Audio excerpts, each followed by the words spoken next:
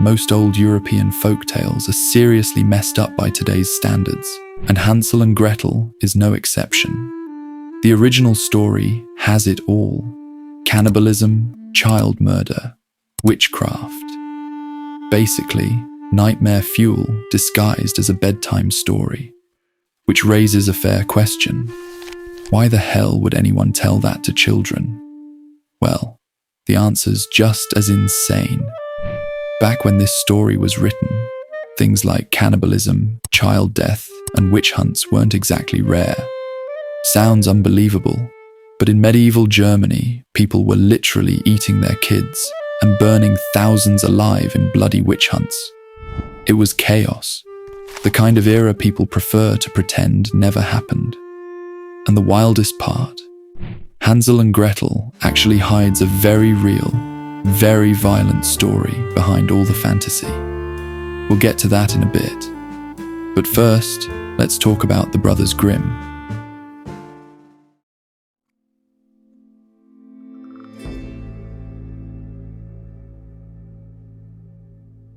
Jacob and Wilhelm Grimm were German scholars who made it their mission to collect and preserve local folklore.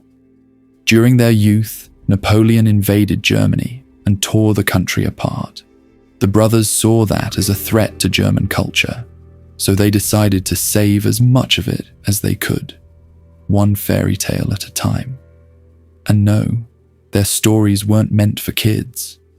They wrote them for academics, which explains why they didn't shy away from violence, gore, or horror. The brothers spent their lives gathering tales from towns and villages across Germany. Among the hundreds they found was Hansel and Gretel.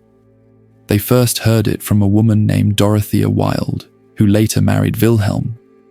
Over time, the Grimms kept editing the story, tweaking the motivations, imagery, and even the moral messages to make them a bit more Christian. But the skeleton of the story stayed the same, and that's what lets us trace it back to the dark events that inspired it. Over the centuries, dozens, maybe hundreds, of versions of Hansel and Gretel have circulated. But to keep us all on the same page, here's a quick recap of the Grimm version, the one they actually published. You probably know most of it, but trust me, there are details in this one that might surprise you. A poor family in Germany is starving. The mother convinces the father to abandon their 2 kids deep in the forest. Her logic? It's better they die quickly than starve slowly. The father reluctantly agrees, but Hansel overhears everything. The next morning, the parents lead Hansel and Gretel into the woods. On the way, Hansel secretly drops white pebbles to mark the trail. The parents tell the kids to rest by the fire and vanish. When night falls, Hansel and Gretel follow the pebbles back home. Their father's overjoyed. Their mother, furious. Soon, the food runs out again. The mother orders another walk into the woods. This time, Hansel tries breadcrumbs instead of pebbles, but birds eat them. The kids are lost for days until they stumble upon a strange house made of bread and cake. Desperate, they start eating it. Then an old woman appears and invites them inside. She feeds them sweets until they pass out, and then reveals she's a witch. The candy house was bait. She locks Hansel in a cage, forces Gretel to cook and clean, and begins fattening up the boy for dinner. But before she can eat him, Gretel tricks her into checking the oven and shoves her inside. The witch burns alive, screaming, as the kids steal her jewels and escape. They eventually make it home, give the treasure to their father, and live comfortably. The mother, conveniently, dies while they're gone. The story's darkest parts, child abandonment and cannibalism, are horrifying, but they're also historically grounded. In the early 1300s, Europe went through an agricultural boom. Food was plentiful, people had more children, and populations exploded. But in 1315, a mini ice age hit. Torrential rain ruined crops, and famine spread across the continent. Prices for essentials like grain, salt, and wheat skyrocketed. And even if you could find food, most couldn't afford it. Millions starved. Desperate families did unthinkable things to survive, including, yes, abandoning their children. So Hansel and Gretel wasn't born from imagination. It was a reflection, a brutal mirror of real desperation.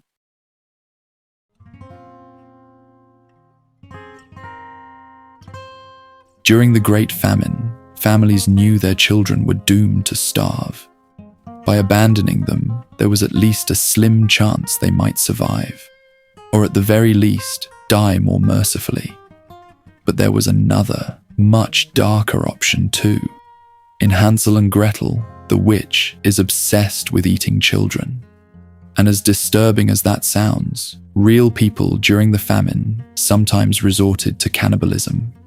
It was that desperate.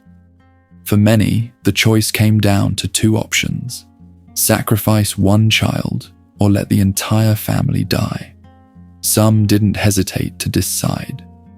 The Grimms recorded Hansel and Gretel in the 1800s, but it likely originated centuries earlier, sometime after the famine of the 1300s. Those real, horrifying events almost certainly shaped the story. As with all folk tales, every retelling layered on new elements over time. Witches, like the one in Hansel and Gretel, are a common symbol across global folklore. But in medieval Germany, witches weren't just characters in stories. They were scapegoats. After the Great Famine, the region was desperate for someone to blame. Crop failures, death, starvation, all needed an explanation. In a deeply religious society, witches became the perfect target. Politicians used the hysteria to dodge accountability and keep power, while the working class finally had someone to hate. The witch hunts that followed were brutal. If a woman was old, single, or simply odd, that was enough to call her a witch. Once accused, not convicted, just accused, she could be tortured and imprisoned. Thousands were burned alive. In southwestern Germany alone, roughly 3,200 people were executed for witchcraft. Whole villages were wiped out in the name of purification. Men, women, even children were killed. A 90-year-old priest was executed. Around 50 kids under 12 were put to death. It got so insane that politicians started accusing each other of witchcraft just to gain power. So it's no mystery why so many German folktales, including Hansel and Gretel, revolve around killing witches. It was a cultural obsession, a reflection of what people were living through. In later versions of the story, the mother became a stepmother. The evil stepmother trope shows up constantly in European folklore, especially in Grimm tales. Nobody knows exactly why. Some think the Grimms wanted to protect the image of motherhood from being too dark. But since their audience wasn't children, that's unlikely. More realistically, the change came from social reality. Women often died in childbirth, so stepmothers were far more common. In stories, the evil stepmother served as a contrast to the ideal mother, cold, selfish, and cruel instead of loving and nurturing. Interestingly, in Hansel and Gretel, the mother, or stepmother, dies right when the witch is killed. A plot twist-worthy theory suggests they're actually the same person, symbolically or psychologically. More likely, though, they just represent two forms of the same evil, and the death of both marks a return to safety under the father's protection. There's nothing particularly unique about Hansel and Gretel itself. It's hard to tell whether it inspired other European stories, or if it simply absorbed pieces from older ones. Its DNA is everywhere. In the Italian tale Nino e Nella, a stepmother abandons her children in the forest, and the father leaves a trail of oats, only for a donkey to eat them. In the French story Petit Poucet, or Little Thumb, Children are again abandoned and captured by an ogre who plans to eat them, but the kids trick him into killing his own daughters instead. There's even Fais Francois, where a young girl decapitates an ogre's wife after pushing the ogre into an oven. These stories all echo each other: lost children, evil parents, cannibalistic monsters, miraculous escapes. Dozens of them exist across Europe, sharing the same haunting themes. So, no, Hansel and Gretel isn't a true story. Not exactly, but it does reveal real truths about the world that created it. A world defined by famine, fear, superstition, and survival. Ugly truths, maybe, but fascinating ones.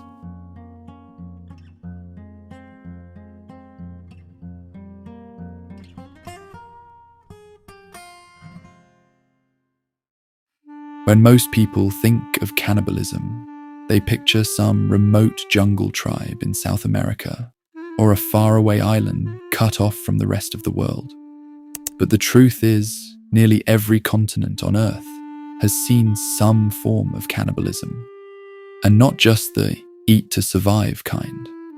Almost every advanced civilization throughout history has practiced some version of socially acceptable cannibalism.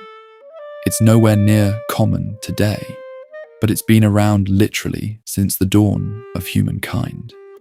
The reasons behind it can be broken down into 4 main categories, and we're going to look at each one. I'll show you how cannibalism has appeared across history and where it fits into the bigger story of humanity. But first, we need to understand what the word actually means, because it's a lot more complicated than just humans eating humans.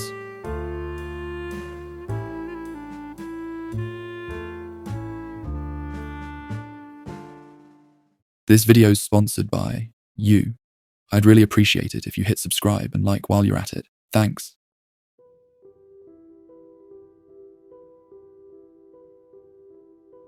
The word cannibal comes from the Spanish term caribal. When Christopher Columbus landed in the Caribbean, he wrote about a tribe of man-eaters who supposedly terrorized the nearby islands. He called them the Caribs. But as with a lot of Columbus's stories, that one's pretty questionable. And modern research suggests it wasn't true. The Caribs were real people, yes, but there's no real archaeological evidence they ate other humans. Still, the word stuck, and cannibal became part of our language. Now, cannibalism isn't just a human thing. It's surprisingly common in nature. Jaguars, polar bears, sharks, and alligators have all been caught eating their own kind. Even frogs, toads, and spiders sometimes devour their offspring. But let's be honest, you're probably more interested in human cannibalism. Among humans, cannibalism comes in a few different forms. The first is endocannibalism, eating members of your own group, usually as part of funerary rituals. It's not about survival, it's about honoring the dead. Then there's exocannibalism, which is the opposite, eating outsiders, like enemies, prisoners of war, or invaders. Most anthropologists sort human cannibalism into one of these two: endo, inside the group, or exo, outside the group. There's also autocannibalism, which is when someone eats parts of their own body. That could mean anything from biting your nails to more extreme acts tied to rituals, torture, or self-harm. So, why do people eat people? In 2016, archaeologist James Cole conducted one of the most detailed studies ever on the nutritional value of the human body. He found that, calorie-wise, humans are about as nourishing as any other animal our size. On average, one full human body provides around 125,000 calories. Sounds like a lot, right? But when you factor in the realities that most people lived in groups, shared food among many, and burned thousands of calories a day just surviving, it's not that impressive. Plus, killing and butchering another human isn't exactly simple. There's the risk of being attacked, the physical labor of butchering, and let's be real, bones and teeth don't exactly make for an appetizing meal. So for most of human history, hunting animals was way easier, safer, and better for the community. That's why cannibalism, while undeniably part of human history, wasn't really about nutrition. It almost always served a purpose beyond basic survival. As we'll explore, those purposes generally fall into 4 categories. The first, cannibalism as a solution, where eating human flesh is believed to solve a problem, either personal or societal. The second, cannibalism as culture, where it takes on a deeper ritual or religious meaning within a community. Sometimes these two overlap, but not always. Next, there's cannibalism for survival, probably the only context where people see it as remotely understandable. Think shipwrecks, plane crashes, or famines, situations so desperate that survival overrides everything else. And then there's cannibalism as a crime, the darkest one. Why do some serial killers go beyond murder and actually eat their victims? There's one more layer too, something more abstract, more cultural, even philosophical. But before we get there, let's explore these core functions of cannibalism. One of the biggest historical justifications for cannibalism was the belief that eating human flesh could somehow fix a problem, that it could heal, appease, or restore something broken. Take the Aztecs, for example. Their belief system was wildly complex, but in short, they were obsessed with keeping the gods happy. They believed the universe had already been destroyed 4 times before, and their current age, the 5th sun, only existed because the gods had sacrificed their own blood to keep the sun moving and the world alive. So, to repay that divine favor, the Aztecs offered human sacrifices, literally feeding the gods with blood to keep the sun burning. During annual rituals, war captives were sacrificed atop temples, their hearts offered to the sun god. Their limbs were then cooked in a stew of peppers and tomatoes, but only a select few noble families were allowed to eat it. The act wasn't about enjoying the meal. It wasn't even really about the eating part. It was about duty, about continuing cosmic balance. There's no evidence that the Aztecs were enthusiastic cannibals or that they killed people just to eat them. Cannibalism was a side note in a much larger system of faith and fear, a ritual necessity, not a craving. Now move over to Europe and you find something just as disturbing, but in an entirely different flavor. In the 16th and 17th centuries, medical cannibalism was a thing. People genuinely believed consuming human flesh, bone, or blood could heal them.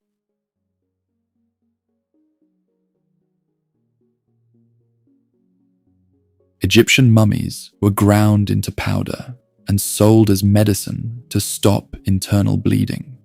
Crushed human skulls were used to cure headaches. One 17th century doctor even mixed powdered skull with chocolate to treat excessive bleeding.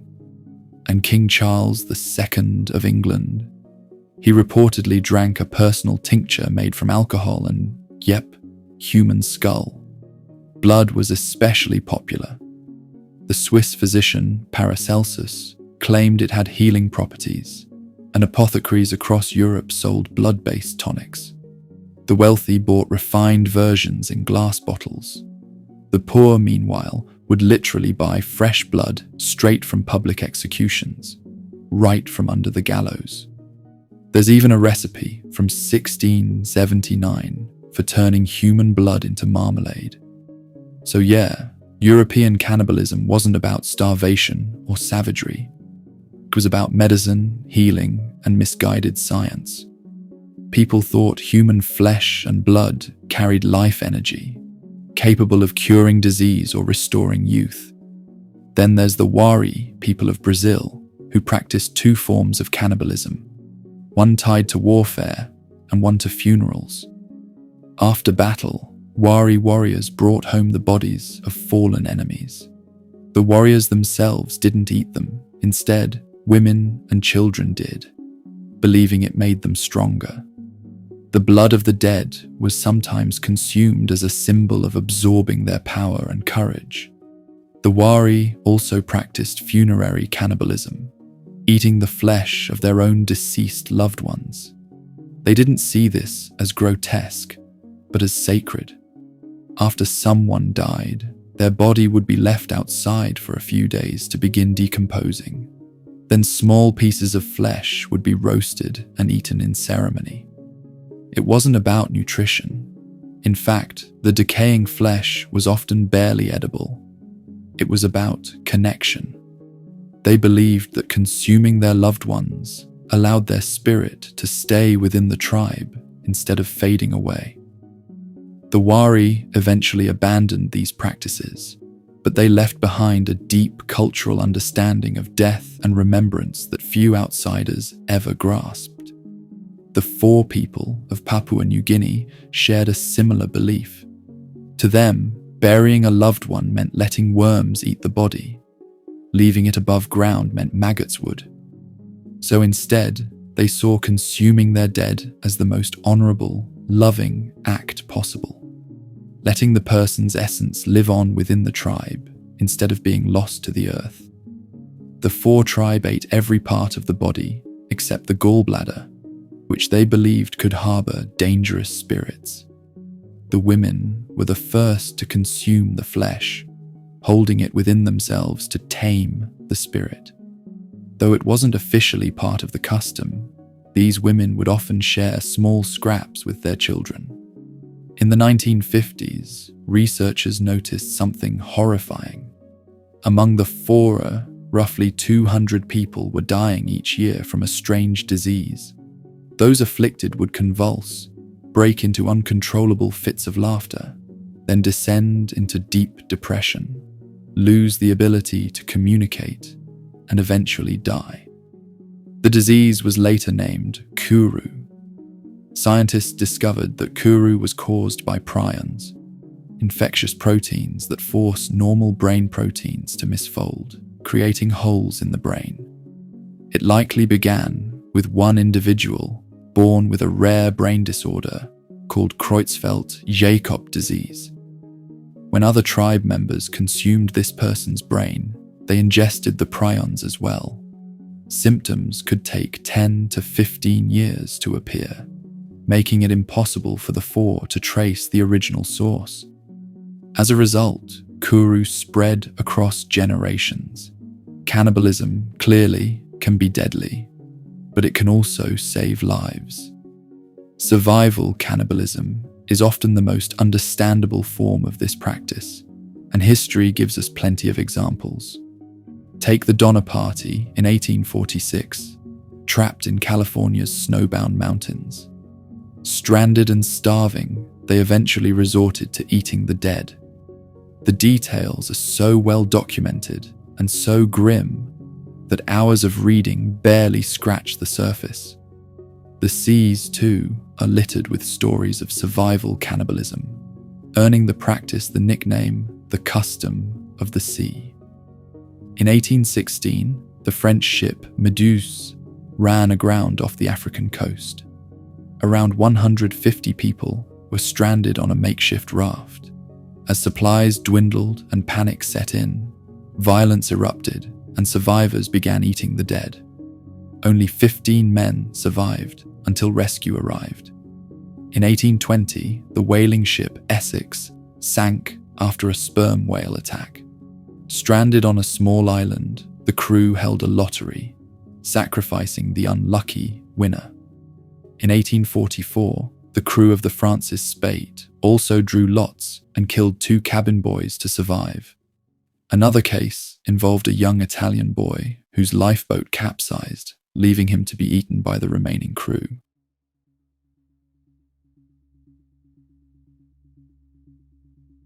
Surprisingly, most of these sailors faced no legal repercussions, but as cannibalism at sea became more common, courts had to intervene. In 1884, the British yacht Minette ran into trouble en route to Sydney. Stranded with dwindling provisions, 17-year-old cabin boy Richard Parker fell gravely ill after drinking seawater. Captain Tom Dudley decided to stab him to death, believing it necessary to save the others. They survived 24 days by consuming Parker's body. Upon returning home, Dudley and his crew were charged, mainly for not holding a lottery to determine the victim. The court ultimately ruled it wasn't murder, and they served just 6 months in jail. A more modern example came in 1972 with Uruguayan Air Force Flight 571, carrying the Old Christians rugby team to Chile, along with friends and family. Many aboard were social elites, the president's nephews, the children of a famed heart surgeon and a well-known painter. After a crash in the Andes, survivors faced starvation and freezing conditions, forcing them into acts of survival cannibalism to stay alive. The flight over the Andes was treacherous, notoriously dangerous skies for any pilot. The crew decided to take the plane pass, believing it would be safe. Just an hour after takeoff, the co-pilot, confident he'd navigated the pass, made a sharp right turn, only to realize too late that he hadn't cleared the mountain. The plane struck the side of a peak. One wing broke off, tearing away the tail section and 7 passengers.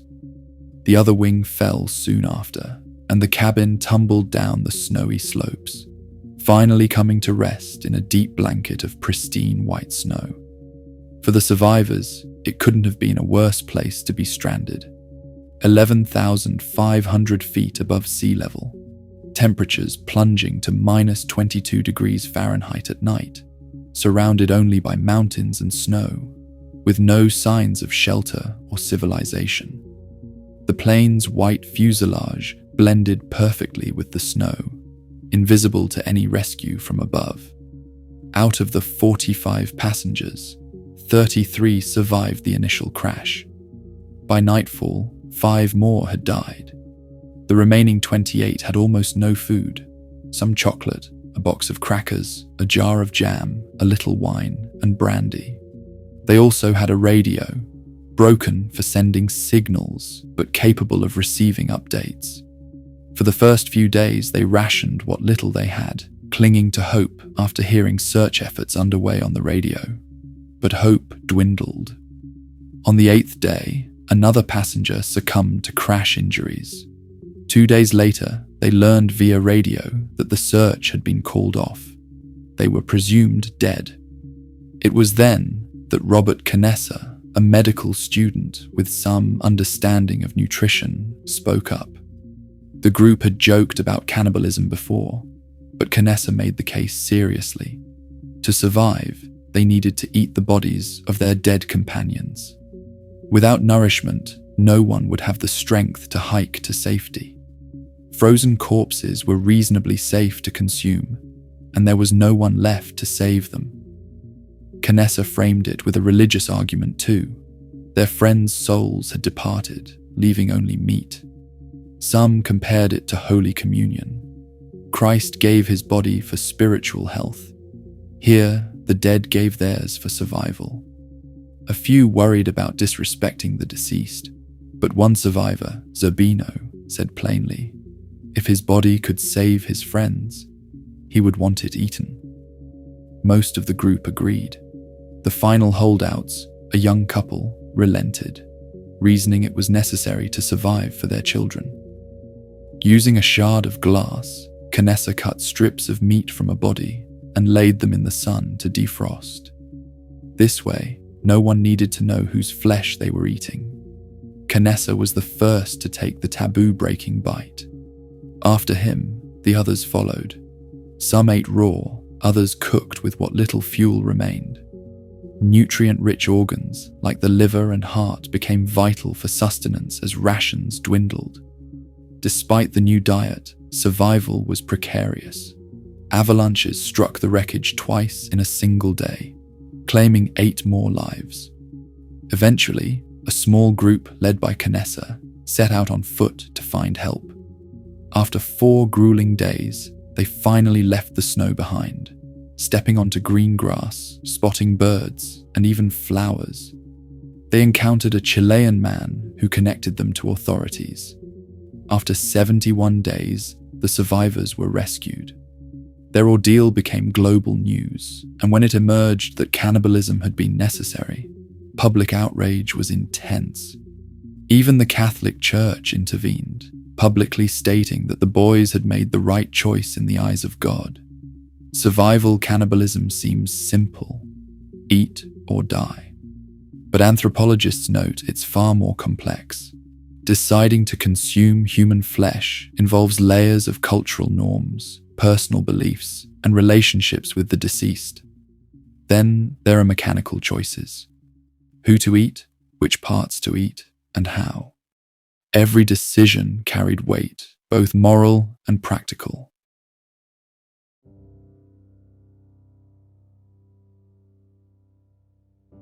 Anthropologists have actually identified patterns that often emerge in survival cannibalism. First, and perhaps unsurprisingly, it's always a last resort. People will eat nearly anything before turning to human flesh. Second, close relatives are generally off limits. Survivors are more likely to consume those from outside groups or strangers. Third, parts associated with identity and personhood. The face, hands, fingers, and genitals are typically avoided. But when all other options are gone, even these parts may be consumed. That covers 3 of the 4 main contexts of cannibalism. The final one is the darkest: cannibalism as a crime. Mentally disturbed individuals killing and consuming others are the most disturbing examples. And this is where my own sensibilities clash with the subject.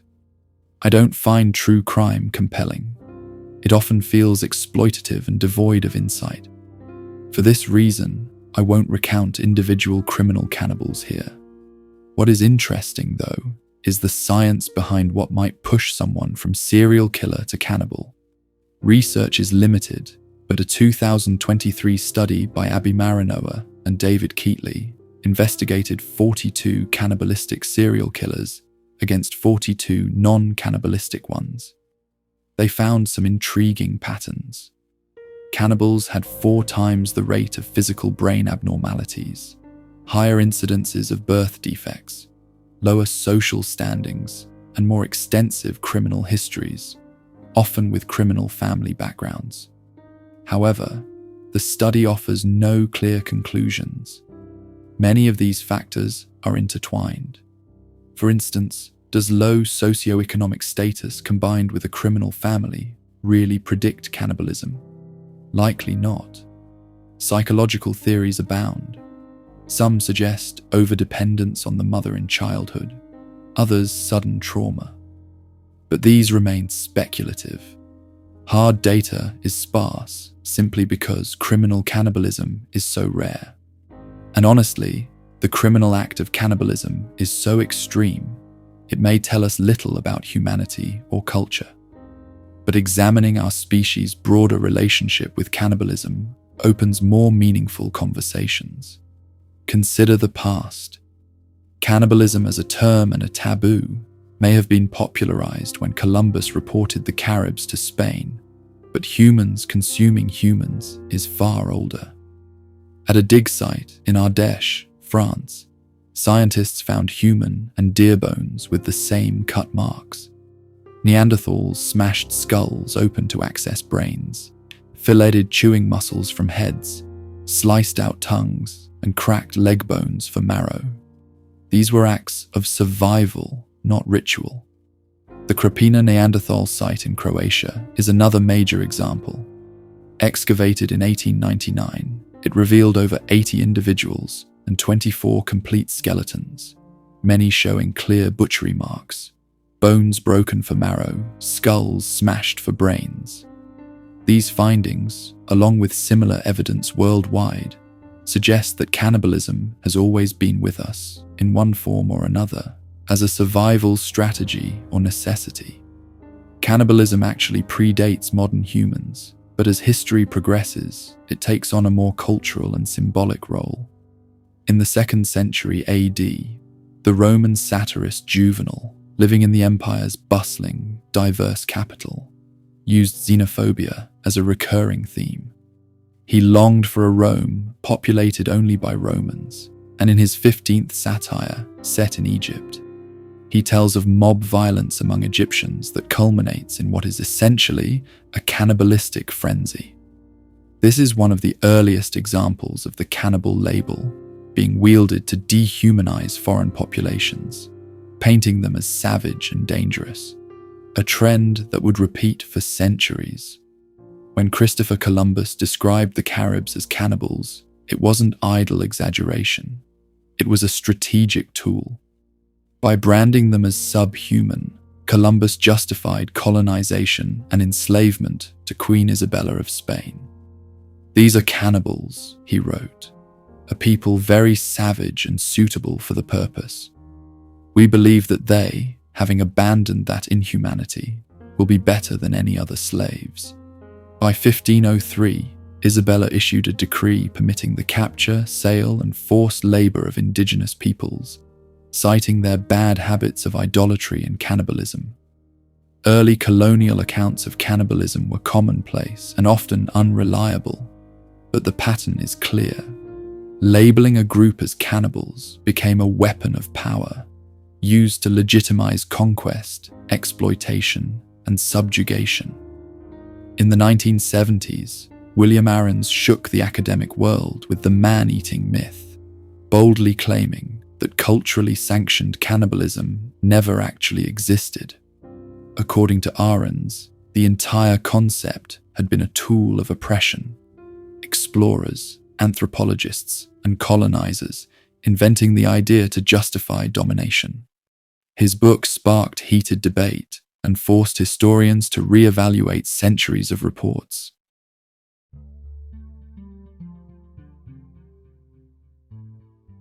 But Ahrens was wrong. His reasoning was flawed. He relied heavily on observable eyewitness accounts and dismissed anything he deemed unreliable, without defining what counted as acceptable evidence. He fixated on the global South, ignoring extensive European records of cannibalism, and projected European moral norms onto all of humanity, assuming that if Europeans found cannibalism abhorrent, so must everyone else. His work, while provocative, was ethnocentric at best, racist at worst. Cannibalism, it turns out, is very real. Across history and geography, there are well-documented cases of humans consuming humans, sometimes ritually, sometimes for survival, and sometimes for other reasons entirely. Yet Ahrens was right in one sense. The label cannibal has often been used as a dehumanizing tool, applied to the other rather than one's own society. From Juvenal to Columbus to modern stereotypes, calling someone a cannibal has been a way to justify power, exploitation, and fear. Even the word cannibal itself doesn't describe a behavior. It points to a foreign place, a distant other. While Europeans sipped tonics made from human skulls, they were busy labeling faraway civilizations as subhuman cannibals. Take placentophagy, for example, the act of eating the placenta during or after childbirth. This practice isn't unique to humans. Many mammals, including primates, do it. In the 1970s, some North American women adopted it as a fringe New Age ritual. Today it's rare, but it's not non-existent. And yet, despite consuming human flesh, I doubt any of these mothers would call themselves cannibals.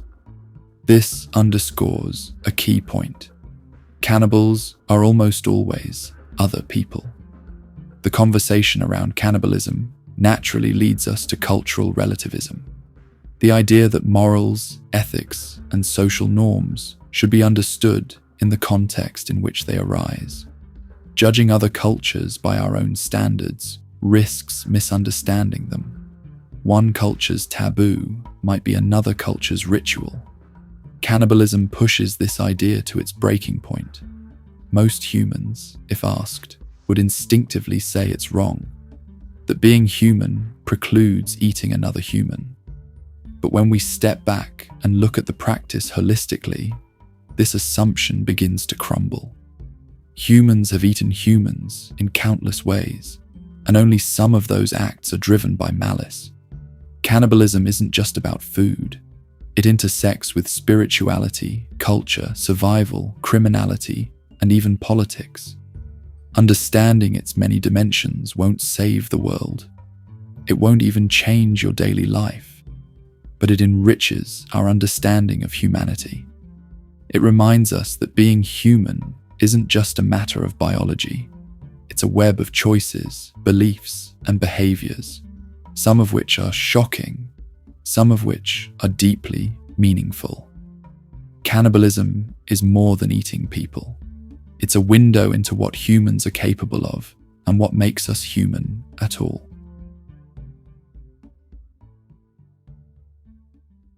This video is sponsored by you. I'd really appreciate it if you hit subscribe and like while you're at it. Thanks.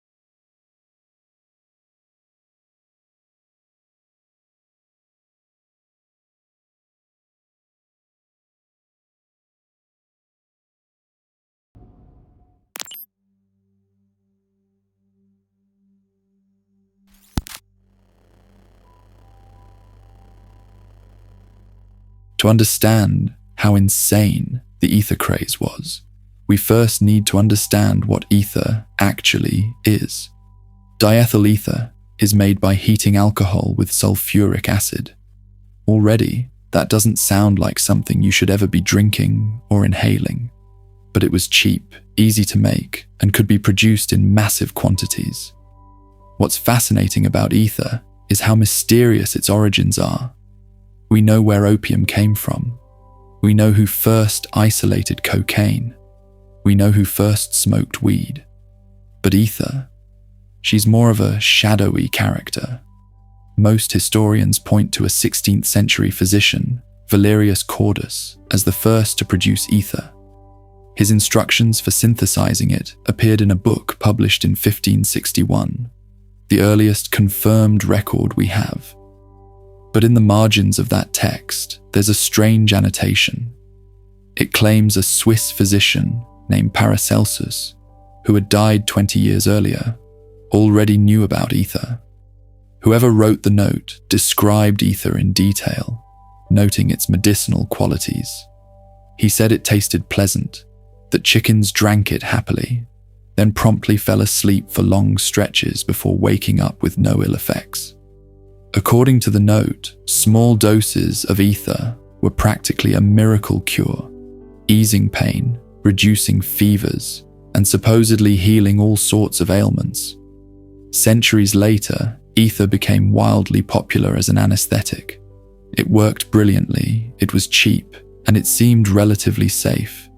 Except for one huge problem. Ether was ridiculously flammable, explosively flammable. To give you an idea, here's an experiment from Ohio State University. They used a can filled not with ether liquid, but just ether vapor. A candle was placed nearby. When the can was opened, the vapor ignited instantly, producing a fireball. And in the 1800s, with open flames everywhere, hospitals quickly realized ether was basically a ticking time bomb. They stopped using it as an anesthetic, and later it found a safer home as a starter fluid for combustion engines in the 1900s. But in the meantime, ether was carving out a new identity as Europe's favorite way to get high. Now, to understand how Ireland became ground zero for this epidemic, you need a little context. Britain's long, ugly history of mistreating Ireland is complicated, but in the 1800s, one thing they did was slap heavy taxes on imported alcohol. So the Irish started making their own. That's one of the reasons Irish whiskey became so prominent. Meanwhile, poor rural communities brewed their own bootleg booze. The point is, Ireland was drinking a lot. Then came the temperance movement, led by a Catholic priest named Father Theobald Matthew. He founded the Total Abstinence Society, where people pledged to stop drinking alcohol altogether. The movement exploded in popularity. At its peak, nearly half the population had taken the pledge. But here's the problem. Life in 19th century Ireland was brutally hard. Staying sober was easier promised than practiced. And for some, the craving for escape was too strong to ignore. Enter Dr. Kelly, a physician in County Derry. He had studied medicine, where students often experimented with ether recreationally. Basically, the 1800s version of college kids partying. Drawing from that, Kelly realized ether could be inhaled or drunk in small amounts, producing effects similar to alcohol. The results? A euphoric high, wild shifts in perception, and inhibition thrown completely out the window. If alcohol loosens your grip on control, ether rips it out of your hands and tosses it into the void. The high was like drunkenness, but with a strange psychedelic edge. And with that, ether mania began.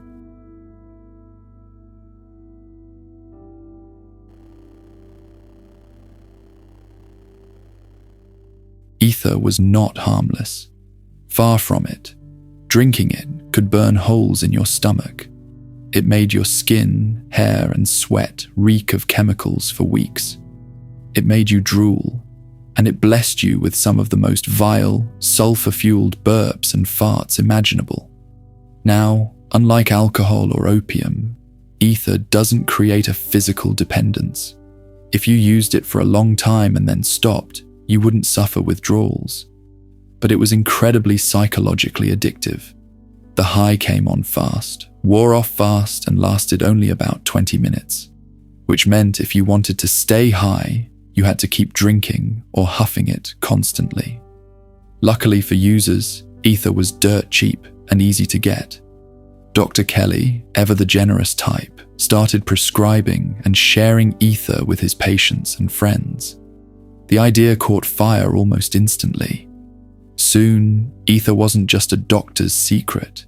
It was being sold openly in pharmacies, grocery stores, corner shops, even by traveling salesmen who'd haul it out to the countryside. And here's the twisted part. Drinking ether technically didn't break the temperance pledge, since it wasn't alcohol.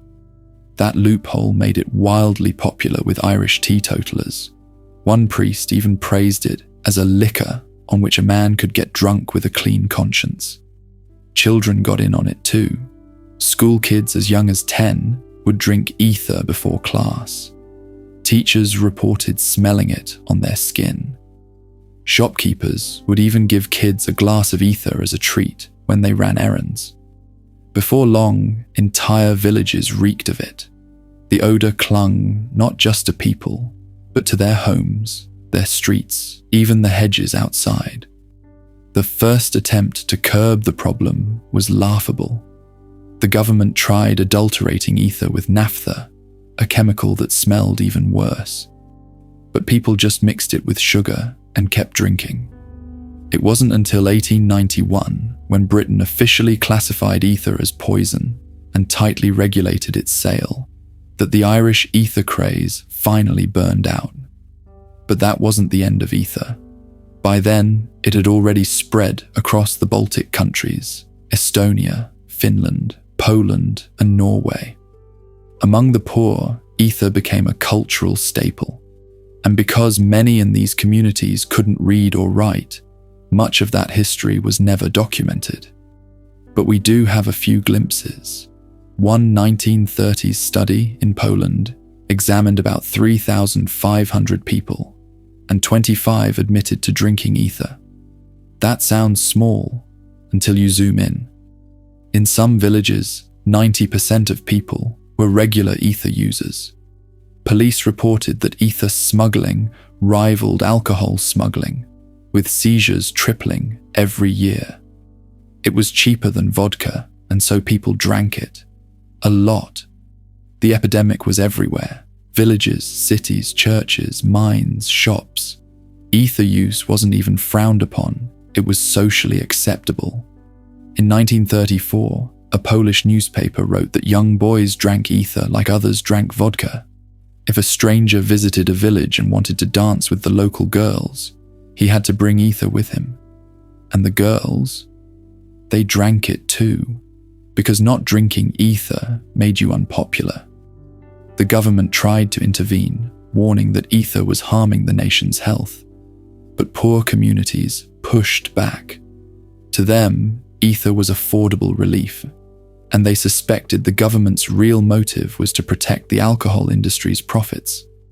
Meanwhile, Baltic immigrants brought ether drinking with them to the United States. In Michigan, Finnish and Swedish communities mixed ether with whiskey. But the practice began to die out when Stalin rose to power. He sealed borders, crushed private industry, and put chemical production under state control. When the factories stopped making ether, the supply dried up, and so did the habit. Today, almost nobody drinks ether. A few rumors suggest it lingers in tiny pockets of the Baltic region. Some advocates even argue it could still be useful as an anesthetic in poor countries. Though, again, the whole explodes when it meets fire thing makes that a hard sell. Ultimately, ether slipped out of memory. A forgotten drug in the global imagination. And maybe, honestly, that's for the best.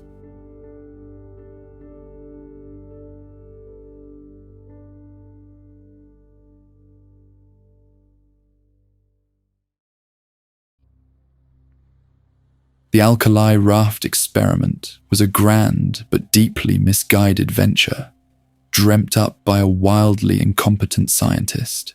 Yet, oddly enough, it's also a strangely charming story.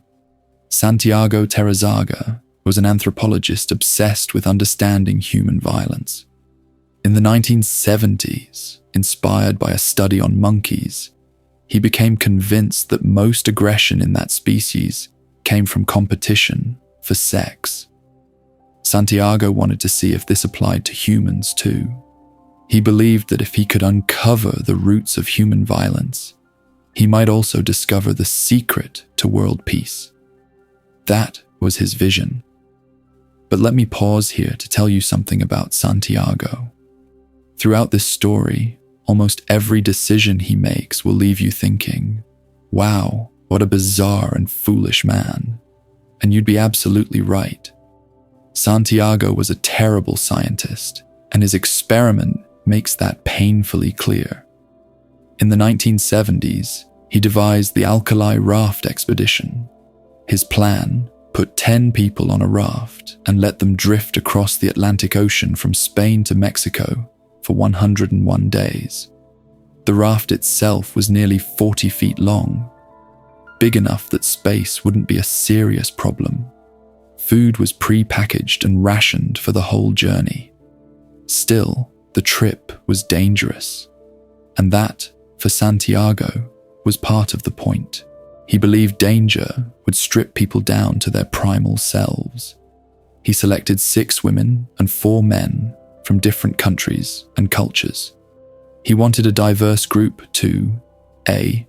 Spark tension, and B. Create a miniature version of the world on his raft. But his selection wasn't random. Santiago wanted sexual tension, so everyone was young, mostly in their 20s and early 30s, and all of them were attractive. He even added a strikingly handsome priest to see what might happen. Reflecting the era, Santiago assigned women to the most powerful roles on board. The captain, the diver for maintenance, and the radio operator were all women. This was one of the experiment's few admirable aspects, though, as you'll see later, his commitment to that idea was shaky at best. By May 12, 1973, Santiago had his plan, his raft, and his volunteers. The expedition set off. Santiago's method was essentially to sit back, observe, and jot notes in his journal, while the people on board supposedly descended into chaos and violence. To me, that feels less like science, and more like a voyeuristic fantasy. But that was his vision. And to show you just how strange this experiment was, every participant had to sign a contract stating they would give their souls, bodies, and minds to Santiago. Each week, he handed out private questionnaires, asking things like, "How do you feel about the others? Who would you remove from the raft? Who do you like most? Who would you most want to sleep with? What would drive you to violence? What might drive the others?" Weird and invasive, but all supposedly for science. From the start, it was clear what Santiago wanted.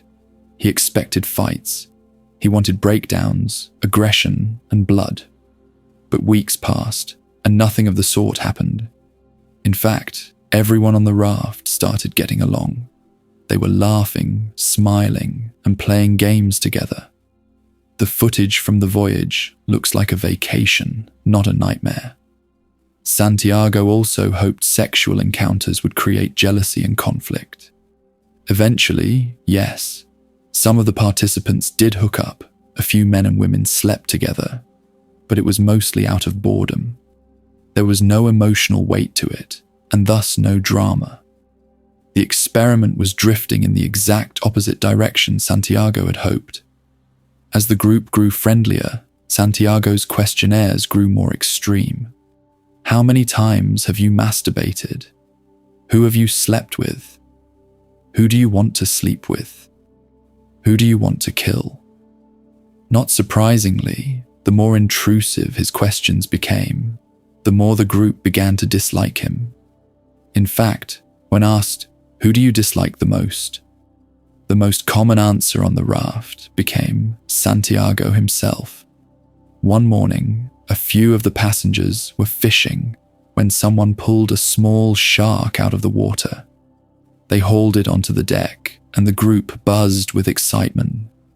Reading Santiago's journal from that moment, you can see he believed this would finally spark the violence he'd been waiting for.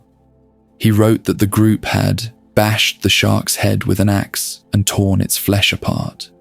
But the video footage tells a much calmer story. They simply cut up the shark and prepared dinner. There was nothing savage about it. Much to Santiago's dismay, the good vibes continued. Life on the raft became a strange mix of sunbathing, casual hookups, and growing resentment towards Santiago himself. The participants were actually bonding. Day by day, they shared more of their private lives. it became something surprisingly tender, a little floating community. One woman revealed the raft was her escape from an abusive relationship, and the others helped her heal. Another, the only African-American woman on board, had a profound moment of recognition. She realized her ancestors had likely crossed the Atlantic as enslaved people. That thought, she later said, made her more grateful for the opportunities she now had. And through all this, Santiago sat in his corner, still hoping the group would turn on one another. Then, one day, the rudder broke. You'll remember Santiago had hired women for the key jobs on board. One of them, Savani Zanatti, was the designated diver, trained, capable, and ready to fix the rudder. But Santiago refused to let her go overboard, saying she couldn't dive because she was a woman. A bizarre move, considering he'd chosen her as diver because she was a woman. Savan was angry, but stepped back.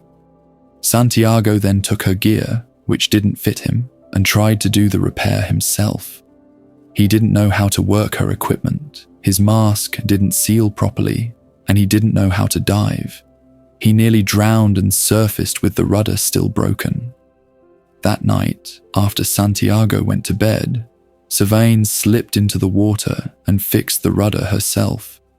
When Santiago found out the next morning, he was furious. This moment was the turning point. From then on, he began openly manipulating his experiment. He called a meeting and scolded the group for being too friendly, accusing them of not taking the study seriously.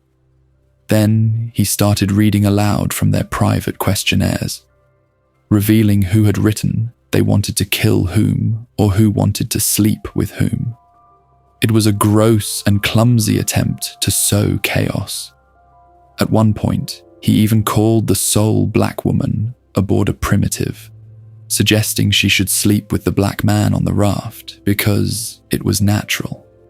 Of course, all of this only made the group despise him more. They had already formed close friendships. His provocations barely moved the needle. By now, newspapers had caught wind of the whole thing. Reporters dubbed it the sex raft and focused almost entirely on the sexual activity on board. The university backing Santiago saw the headlines as disastrous publicity and quickly cut ties with him and his project. Now unemployed and humiliated, Santiago was more bitter than ever. Then a tropical storm loomed as the raft drifted into the Caribbean. The raft's captain, a Swedish woman named Maria, was in charge of steering them through danger and keeping them on course. She decided they should head for a nearby island to shelter. Santiago objected, saying contact with civilization would ruin his study. But Maria refused to gamble lives for what was clearly a failing experiment. So Santiago simply stripped her of her captaincy and named himself captain. He ordered everyone into the cabin, locked the doors, and told them to ride out the storm. Luckily, the storm veered off, leaving only wind and rain. But from that point forward, Santiago was captain. By then, everyone on board hated him. They even briefly fantasized about killing him, planning how they might make it look like an accident. In the end, they decided against it. But the thought was there. Then one morning, a massive freighter appeared on the horizon, heading straight for the raft. It wasn't drifting past, it was on a direct collision course. If it didn't turn, the little raft would be crushed and everyone aboard would die. Santiago, now the self-appointed captain, panicked. He ran around shouting without a clue what to do. Maria, the former captain, stayed calm. She quickly took charge, giving clear instructions. Under her direction, they fired flares, waved signal flags, and blasted the horn. At the last possible moment, the freighter veered off, narrowly missing the raft. From then on, Maria was captain again, and rightfully so. After that scare, Santiago withdrew almost completely. He stopped handing out questionnaires, stopped taking notes, and stopped holding meetings. Instead, he sulked in the cabin, barely emerging. He soon claimed to be sick and lay in bed being tended to. The onboard medic later said they suspected he was faking illness for attention. With Santiago essentially gone, life on the raft blossomed. Without his constant probing and manipulation, the group relaxed and began to genuinely enjoy themselves. What had been casual friendships deepened into real bonds. By the time they finally reached their destination, the passengers were no longer just strangers thrown together for an experiment. They were close friends. Despite Santiago's obsessive craving for violence, it never came. The group had grown into a floating support system instead. That's why I love this story. It's a simple, almost accidental parable of goodness outlasting cruelty. To me, Santiago was never really doing science. He seemed more like a voyeur, hoping to stage some dark, Lord of the Flies spectacle. His experiment was unscientific from the start, and despite all his meddling, he never got the eruption of violence he so desperately wanted. Instead, he accidentally created a small community and a set of lifelong friendships.